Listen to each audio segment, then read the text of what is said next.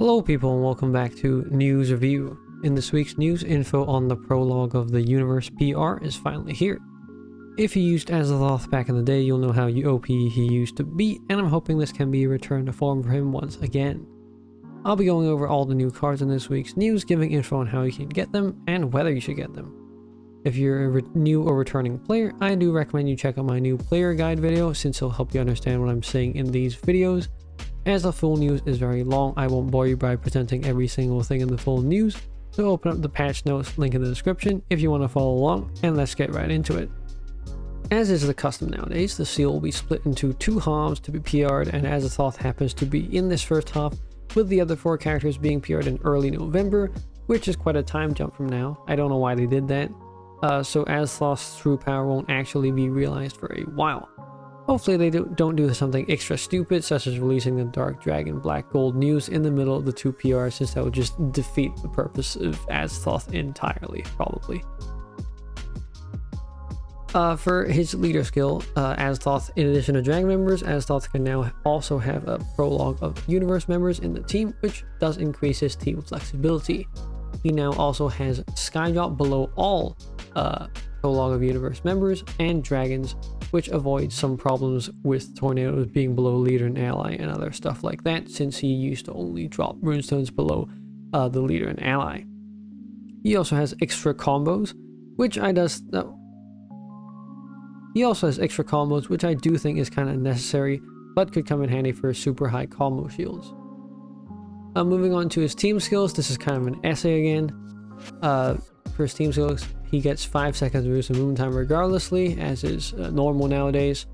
Prologue of the Universe members and Dragons, skill CD is -4 after entering a stage, and Dark Dragons skill CD -6 after entering a stage, which, if I'm understanding this correctly, does actually mean that Dark Dragons skill CD is -10, unless, I don't know, it's just written that way, so I assume it's actually CD -10, which makes it extremely OP if, I guess, you need to activate a Dark Dragon card really fast.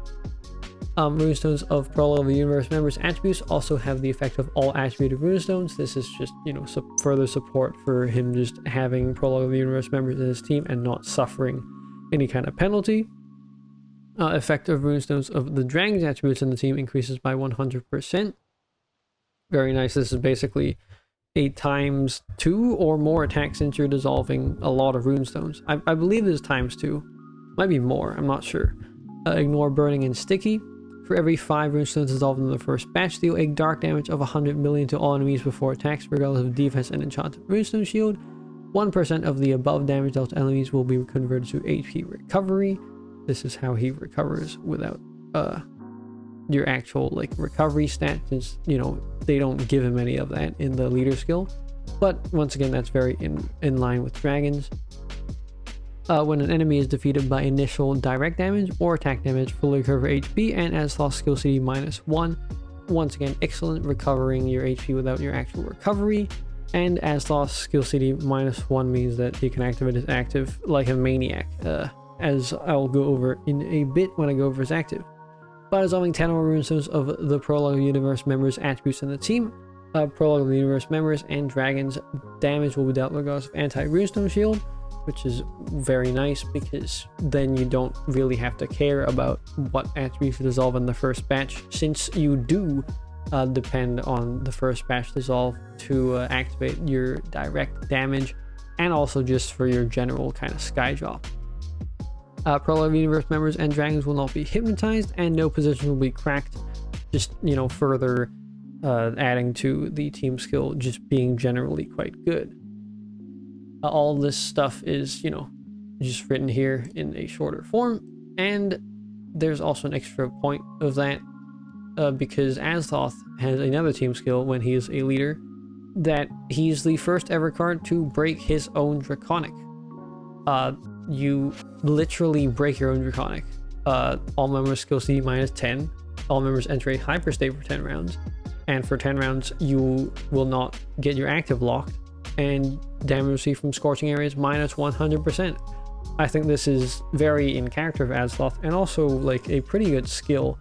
Unless, your Draconic is very vital. In which case, nowadays, it's really not. And probably, like, breaking a Draconic is even better because the enemy can't absorb the power of it. And so, you know, if you need like either the Scorching or Unlocking kind of ability, then just, you know, break your Draconic and you'll be fine.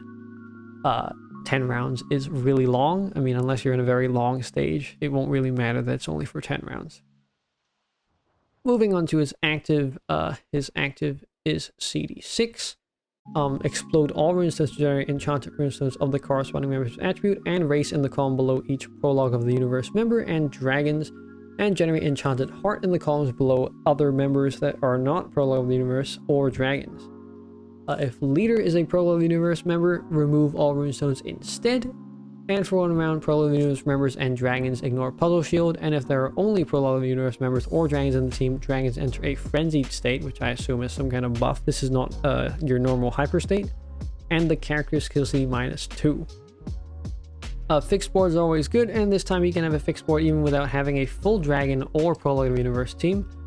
Since in other columns it just drops Enchanted Heart. In addition to that, he is the first ever true dragon to ignore Puzzle Shield, since the one dragon that came before, Yulia from Era of Novelty, only gave the ignoring ability to herself and Atlach.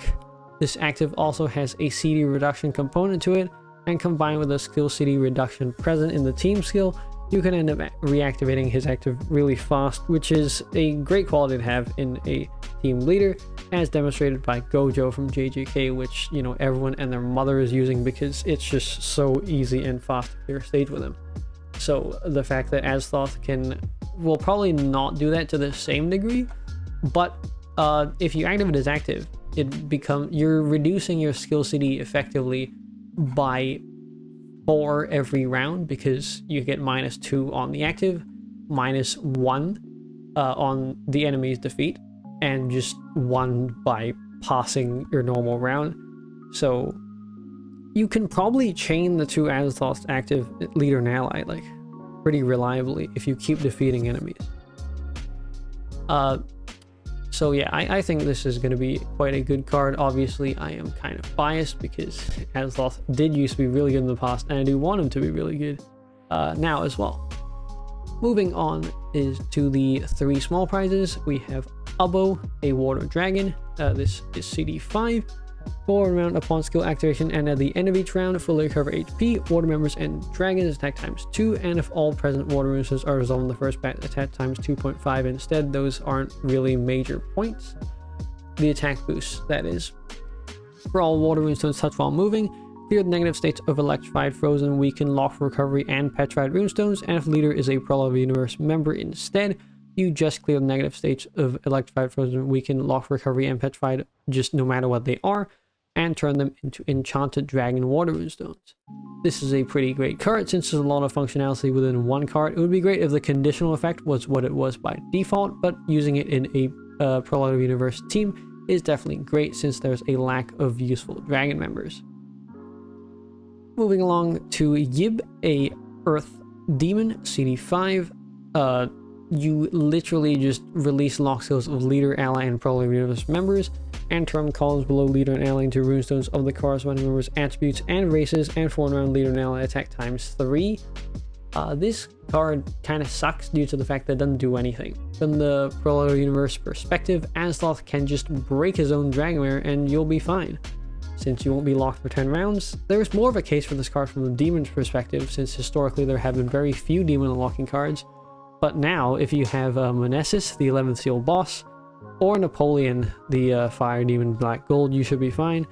And if not, this is a small prize that you'll probably get by accident while, you know, if you don't already have it, or while pulling for, you know, Azathoth or Dowloth or Groth in the future.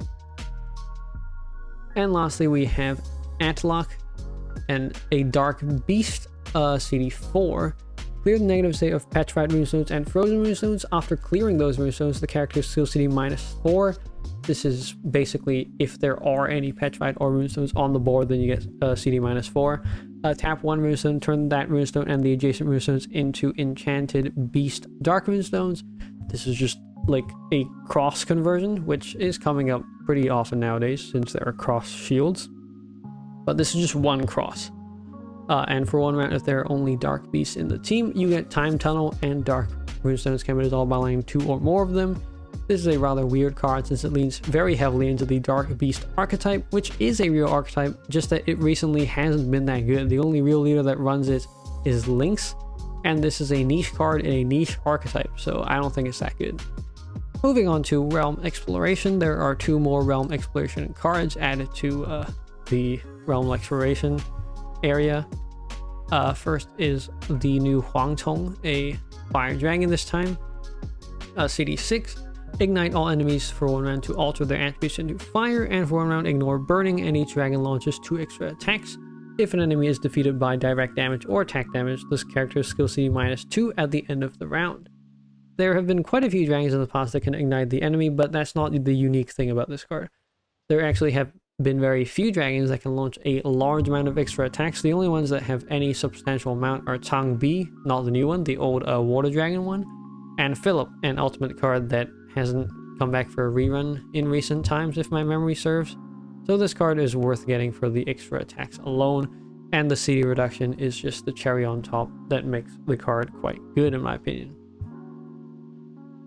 The other card is Enkidu, a light god card. As I predicted, the new Enkidu explodes the left side of the board. He explodes the 3 columns on the left to donate Enchanted God Light and Enchanted God Dark Runestones of fixed numbers and positions, and if there's Elpis in the team, remove the columns instead.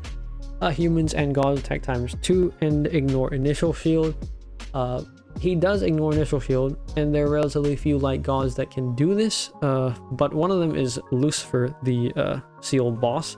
So there's pretty much no competition there since you can farm Lucifer anytime you want, and Lucifer is just a better card than him. The new Elpis and Enkidu would maybe be useful if their teams can contain any kind of stat boost, but it doesn't. They just reduce their CD by 2 whenever one of them activates their active, which is not worth bringing 2 slots, or not worth taking 2 slots up in any team.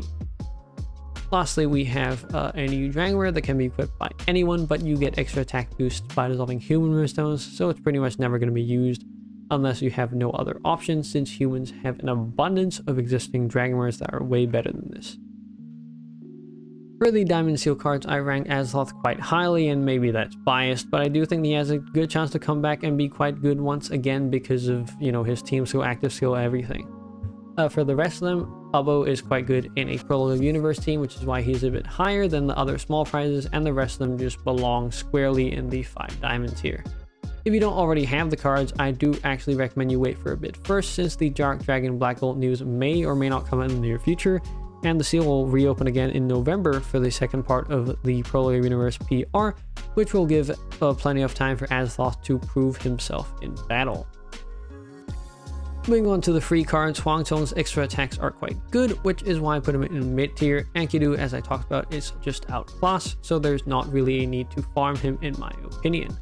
Before I end off, there is one returning ultimate stage card, Bellion, a okay light dragon card, so grab her if you haven't got her already. And once again, Yanxi's last return is still running, and I'll have a series of images shown here and in my community post showing where you can get each one. That's it for this week's news review. Leave a like if you liked it, comment below if you have anything to say, and subscribe if you liked it in general. It really helps the channel out, and I'll see you in the next video. See ya!